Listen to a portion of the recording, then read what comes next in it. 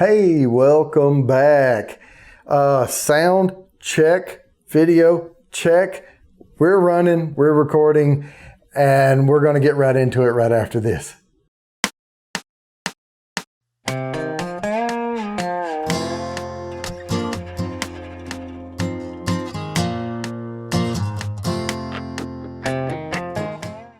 All right. Listen, I don't have a bourbon for you today, so I'll call this a bonus video, but we do have Monkey Shoulder. This is a blended malt Scotch whiskey, so we're going to get into the Scotch on the bottle, Monkey Shoulder, batch 27, smooth and rich, blended malt Scotch whiskey.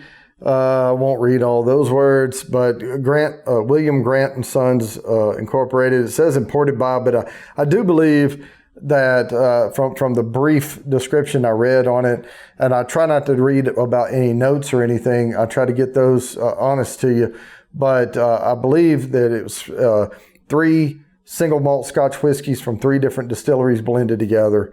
But I believe the 3 distilleries are owned by the same company, I think. Like I said, I try not to read too much because I don't want to have an influence on it, but I've heard good things about Monkey Shoulder. And so we're gonna give Scotch a try. All right, let's pop this thing. Not a real good cork pop, but hey, it is what it is. So we'll pour you a little. I can already tell you it's really light in color. Now Scotch with bourbon, they're not allowed to add color to bourbon and still call it a bourbon. But Scotch, they can, but they may not have with this. I don't know. Like I said, I didn't read that much about it. Pour me a little bit. I did taste this the other day. I just couldn't wait. So I did pour a little bit just to get, and I did pour it in well, I actually poured it in the Glencairn glass. But same concept.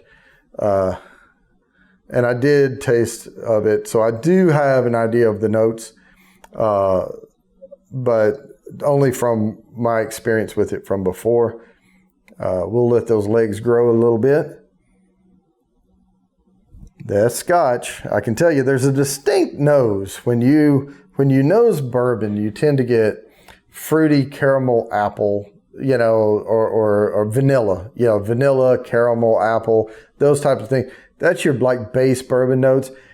But with Scotch, you're getting a buttery nose right off the bat. And it's that butterscotchy type stuff. A little spice in there on the nose, but mostly just that creamy nose on it. It's just, that's what Scotch is. And that's going to be typical. Now, with some of your peatier ones, you're going to get smoke, but this, not peaty at all. But man, that is just a rich, rich aroma coming off of this glass. It's like, it's making my mouth water, actually. No, that's a great nose. I don't know how to dissect Scotch nearly as well as bourbon.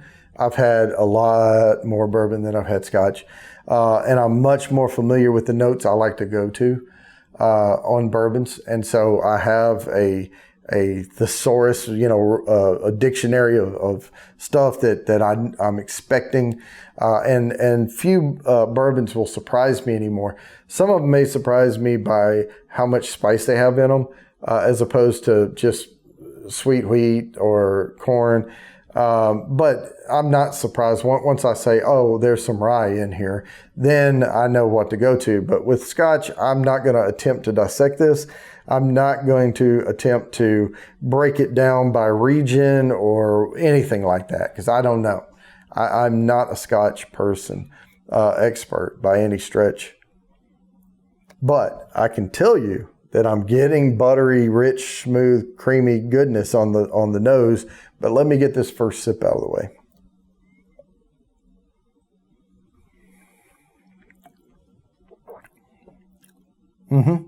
The palate, I'm not going to give too many notes off that, but I'm telling you, that buttery, smooth creaminess right across the palate.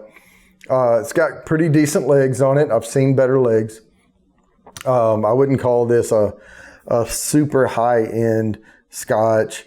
And again, I'm not judging Scotches because I don't know that much about them. I'm sure someone, I mean, I've had 25-year Glenfiddich or whatnot. It was something else, and I can't remember what it was now, but Glenlivet, that's what it was.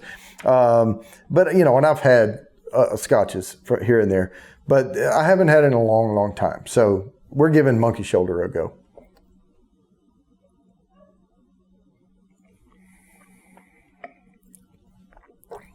All right, took a bigger sip off of that one. Got it all around on the tongue. Not a lot of wood. Not picking up a lot of wood at all. Now, Scotch, it tends to be aged in used bourbon barrels. So, but, you know, I'm not getting a lot of notes off that. So, I don't know. The oak may already have given up its ghost by the time, you know, it got around to barreling the Scotch in it. I don't know. But I'm not getting wood oaky notes like I do off of bourbon for sure. Getting a little more of a, I don't want to say this in a bad way, but a musty flavor on the back of the tongue. It does have a finish. It's butterscotch. It's a buttery finish. And I say butterscotch, which is kind of tends to lean towards sweeter like caramel. But this is more like butter. Like I just put a pat of butter on my tongue and swallowed, and it coats, and it's buttery, and it's really, really smooth. And I don't like to use the term smooth. I like to be a little more descriptive than that. Very, very soft, very gentle, hardly any burn at all. There's like no burn off this. And I didn't even look. This is 43%. Okay. So we know that, kind of, you know, down on the lower end of the ABV scale there, considering some of the things I have on the shelf. But very, very, I'm getting some berry notes in there as well. They're buried, they're kind of hidden. But I would say like, I don't know, blackberry kind of coming through just a little bit. But it's predominantly overwhelmed by the buttery, butterscotchy flavor. Like a good, but a really, really good butter. Like there's butters you can buy that you cook with, and then there's butter you buy to table serve and spread on toast and enjoy it that way. That's the butter I'm talking about. The better kind. It's like different olive oils. You know, some you get extra virgin olive oil and high end, and you dip the bread straight in it and eat it, and some you just use it to toast stuff with, or cook with. But this is more of the high end butter is the sensation I'm getting.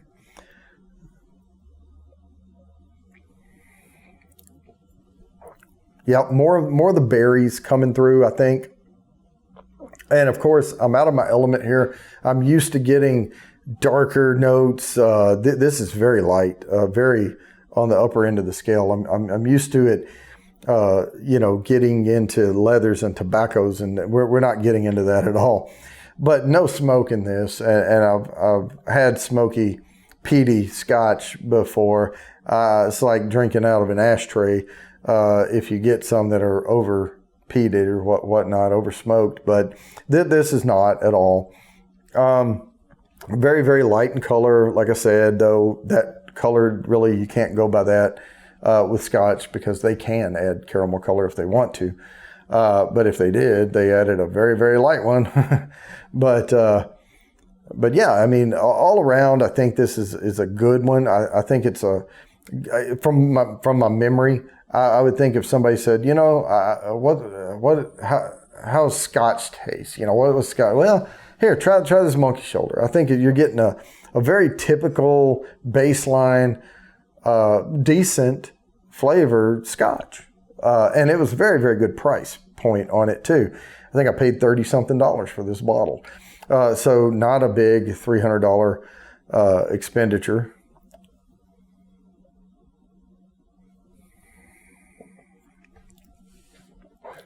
No, I think it's a great, great go-to. And I'm proud to have it on my shelf just to say, oh, I have a Scotch. This is really, right now, currently, I have 60 bottles. And this is the only Scotch I have up there. I have Tennessee whiskeys, I have ryes, I have tons of bourbons. But this is the only Scotch that I have right now. I would like to maybe add a few more to the shelf, and I've had them on there before, but not since I've been reviewing. I only started this year with the YouTube channel and everything. But for me, I've really enjoyed the purchase. I'm glad I got it. I'm really enjoying this. It's a little change up from bourbon, but very buttery, very smooth, very not too sweet. Little berry hints, a little earthy kick in there every once in a while. I'm really, really enjoying it. So with that, I'm going to go ahead and wrap this up. As always, please like and subscribe, hit that bell down there for notifications, and I promise I will keep making you these videos.